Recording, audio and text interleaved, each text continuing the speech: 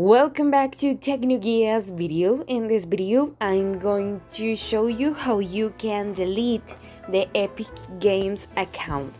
We search in Google Epic Games and we enter the first result appears and go to the three lines and press your account and go to the where it says account.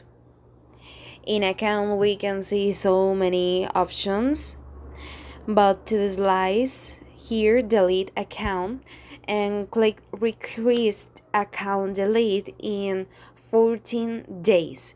During this time you can log to rectify your account, which will cancel your deletion. After 13 days deletion will be irreversible. And that's all, guys. Thanks for watching this video. Don't forget to subscribe for more content with us.